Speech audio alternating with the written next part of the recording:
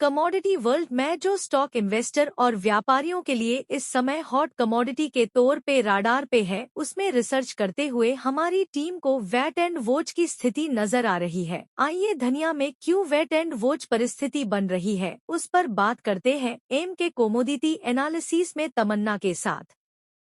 आपसे विनंती है कि हर एक कमोडिटी के तथ्यों के साथ रिसर्च एनालिसिस की चैनल को लाइक शेयर सब्सक्राइब करें।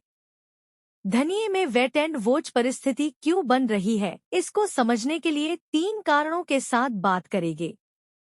1 कमजोर निर्यात मांग, 2 कमजोर घरेलू मांग और 3 कैरी फॉरवर्ड स्टॉक और प्रोडक्शन की अच्छी स्थिति। पहले बात करते हैं कमजोर निर्यात मांग की। धनिये के एक्सपोर्ट में लगातार खराब प्रदर्शन जारी है। धनिया का निर्यात प्रदर्शन पहली छमाही में कमजोर रहा और इसकी मात्रा 76,848 टन से घटकर 34,365 टन तथा निर्यात आय 643.14 करोड़ रुपए से गिरकर 359.69 करोड़ रुपए पर अटक गई। दूसरी छमाही में भी निर्यात प्रदर्शन शानदार रहने में संदेह है। सरकारी निर्यात के आंकड़े को समझ तो देख सकते हैं। पिछले साल जो जनवरी से नवंबर तक निर्यात था वह करीब 70,000 टन था, जो इस साल सिर्फ 28,000 टन ही रह गया है, जो निर्यात में करीब 60% की कमी दिखा रहा है। अल्जीरिया, बांग्लादेश, चीन, Fiji, France, Iran, island, Israel, Singapore जैसे प्रमुख आयातकर्ता देश ने अलग अलग कारण से मांग बड़ी तादाद में कम कर दी है। सरकार की नीतियों और चीन, बांग्लादेश जैसे देशों से राजनैतिक संबंध भी निर्यात में आगे भविष्य अच्छा नहीं दिखा रहे।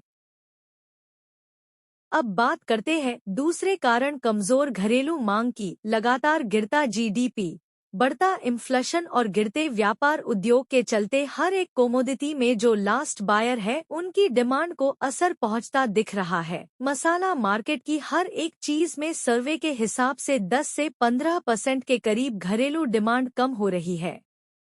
एफएमसीजी सेक्टर भी छोटे पैकिंग के माध्यम से भी अपना व्यापार नहीं चला पा रहे। इस बीच घरेलू डिमांड का उम्मीद जितना सपोर्ट धनिया में नहीं मिलता दिख रहा।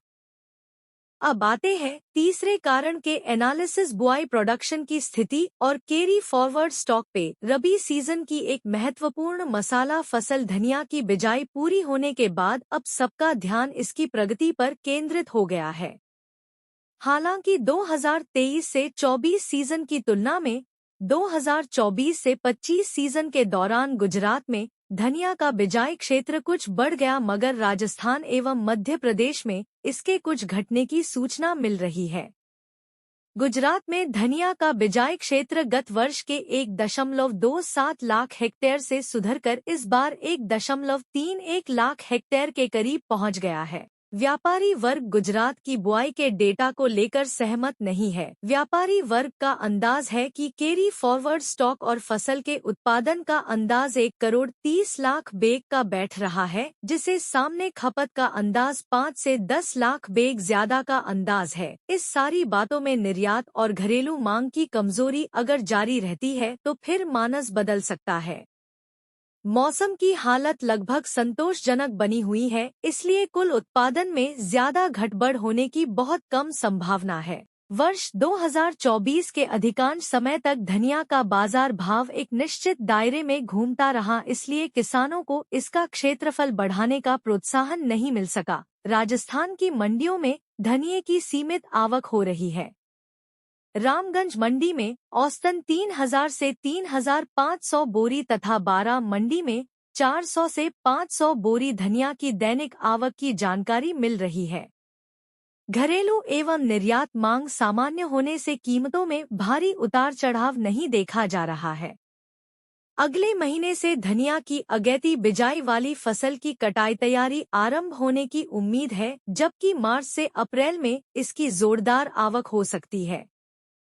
कुल मिलाकर जमीनी हकीकत में व्यापारियों का बड़ा वर्ग धनिये में तेजी को लेकर निश्चित है, पर हकीकत ये भी है कि घटती निर्यात मांग, घरेलू मांग की कमी और फसल की अच्छी स्थिति मार्केट में वेट एंड वॉच की स्थिति बता रहे।